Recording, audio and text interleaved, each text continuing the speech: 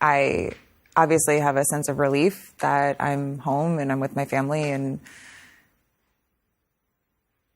feel safe for the first time in 26 days. And I'm having a really hard time finding any joy in any of it, because me being safe is the result of having to leave people behind. By the time we left there were 35,000 internally displaced people living alongside us. There were children with just massive burns down their faces, down their necks, all over their limbs. And because the hospitals are so overwhelmed, they are being discharged immediately after, and they're being discharged to these camps with no access to running water. There's 50,000 people at that camp now in 4 toilets. They're given 2 hours of water every 12 hours. There's 4 toilets for 50,000 people. Yes. And that's where we were living too. And they have these fresh, open burns and wounds and partial amputations that are just walking around these conditions. And parents are bringing their children to us going, please, can you help? Please, can you help?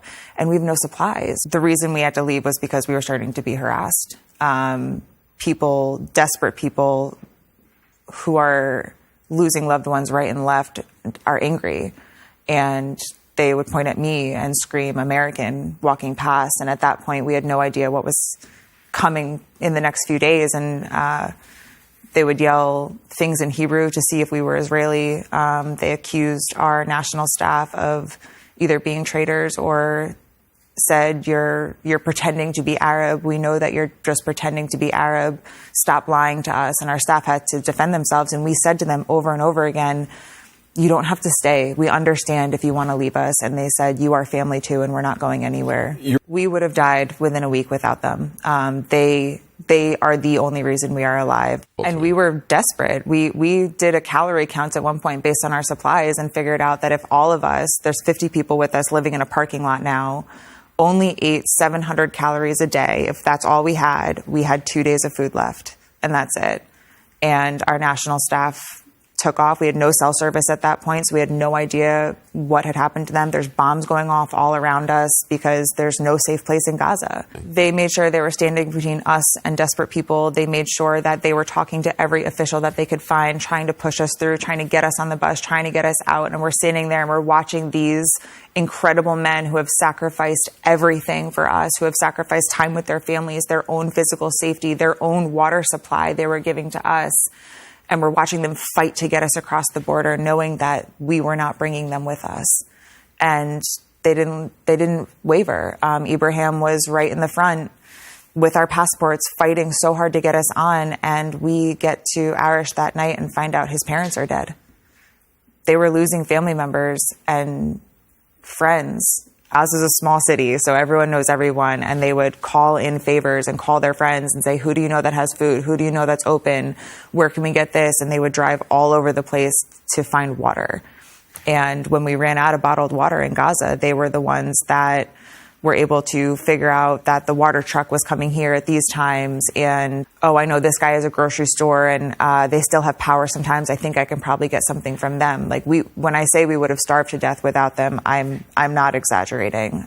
And in the moments of absolute desperation of civilians, they were steadfast and calm and just talked to them and said, these people are also in the same boat that you are. They have no supplies. They also have no food and water. They are also sleeping outside on the concrete, and did it in such a beautiful way that they were able to talk them down with love and kindness. There was no violence in their heart, and it calmed everyone around them down as well. The Palestinian people that I worked with, both our national staff in the office as well as my staff at Indonesia Hospital, were some of the most incredible people I've ever met in my life. When everything went off and we got the notice to move south of Wadi Gaza, I was texting my nurses at Indonesia Hospital, and I said, we lost a nurse weekend one. He was killed when the ambulance outside the hospital was blown up. And I was texting them when we got the evacuation orders, and I said, did any of you move south? Did any of you get out? Like, are any of you coming down this way? And the only answer I got was, this is our community. This is our family. These are our friends. If they're going to kill us, we're going to die saving as many people as we can. And I said, if I can ever have an ounce of the heart that you have, I will die a happy person. They were incredible. My heart is in Gaza. It will stay in Gaza. I would like to send out a reminder that there are civilians seeking shelter there, and that my doctors and nurses didn't leave out of loyalty to their community. And I know that there is an idea being pushed right now that anyone that stayed behind is going to be considered some kind of a threat. And I want to remind people that the people that stayed behind are heroes.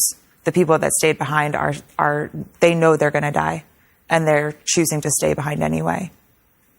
You're talking about doctors, nurses in the hospital? I wake up every morning and I send out a text message and I ask, are you alive? And every night before I go to sleep, I send another message and says, are you alive? Well, Kelly, thank you so much for your time. Thank you.